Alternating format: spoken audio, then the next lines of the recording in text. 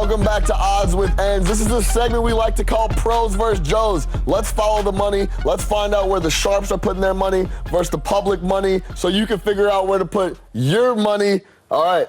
What's the first game? What's the first game you got on the docket? The first game on the docket is the one that you hit me on the head for already. New York Giants at the LA Chargers. Now the Giants, coming off of the embarrassing loss in Miami, they took it straight out to Arizona to stay out there, and they're gonna play, stay on the West Coast and have a West Coast trip. They're struggling. There's no doubts about it. Offensively, Daniel Jones is hurt with a neck injury. There's talk about how significant it may or may not be, but this is the second time that he's been out. And knowing the Giants staff, I understand that they are very conservative, but it's a neck, and that could be a serious issue going forward. So there's a lot of discussion moving forward and what the Giants are going to have to do. But in this game right here, the LA Chargers, you're the numbers guy, but here's a stat. They're 31st in rushing yards, but they get a sack they're 11th in sacks per passing attempt. And when you watch them, that's exactly. They play the run on the way to the quarterback. They're spinning. They're out of. It looks like a really fun defense to play in if you're a defensive lineman, because inside or outside, you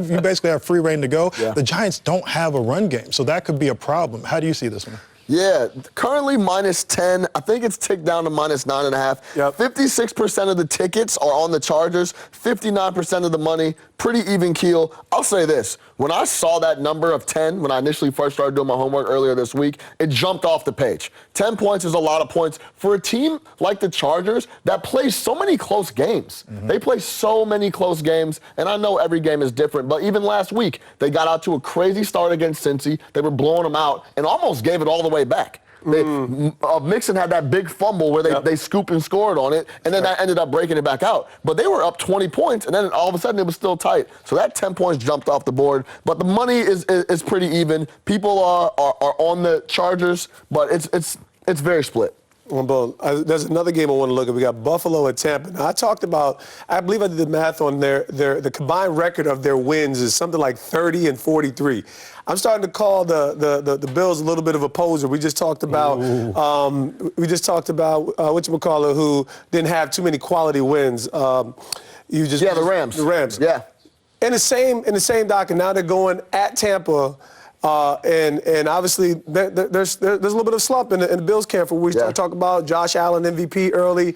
What's going on with the money in this game? That game last week was a big one. We said it. If they beat the Patriots, they look one way. If they don't, they look another. And that's exactly what you're saying. They look a different way to everybody was right it now. just that they lost, or was it that they lost with a rushing 3 passes thrown? Was it 3 or 2 passes? Come on, man. It wasn't that's demoralizing. Lost, right? That is, as a defensive player, that is mind-boggling. That is demoralizing to line. Playing the run is tedious. It is annoying. Everybody. Like, I was a linebacker, right? But I spent a lot of time on that interior. When we went 5 or 4 down linemen, I was the one who got kicked inside and had to play in there. And you have to keep your pads underneath, keep your feet underneath your pads and run side to side. It's not fun. But when a team lines up and starts punching you in the mouth, oh, that's embarrassing. Yeah. Well, guess what? The public wants to back Tom Brady and the Buccaneers. 60% of the tickets are on the Buccaneers, 68% of the money. This is big on big.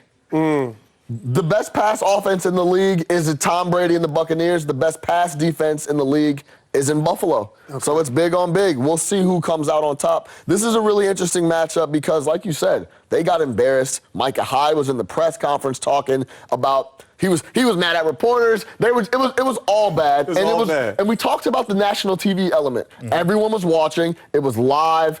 It's the only game on, and they saw the Patriots run it down their throat. So this is an interesting matchup. Sean, you know why all the money's, or most of the money is on Brady is because, let me give you a number, 32-3. That's Brady versus Buffalo. Kiwi, I know you figured out how to play Tom Brady, but Buffalo's defense has not. As a defensive unit going against a quarterback like this that owns them, what do you do? Same thing. Hit them. I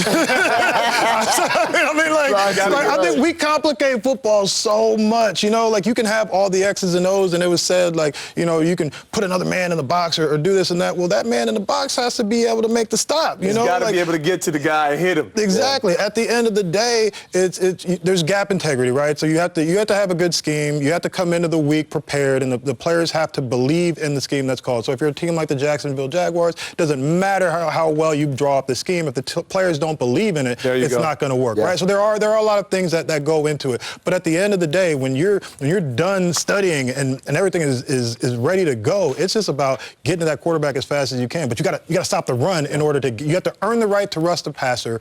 Earn the right to rush the passer by stopping the run. Yeah, I think a big thing, too, that people are talking about, the Bucs are crazy at home. They beat up everybody at home. But look at the wins at home. Giants, we talked about them. The Bears, that's my squad.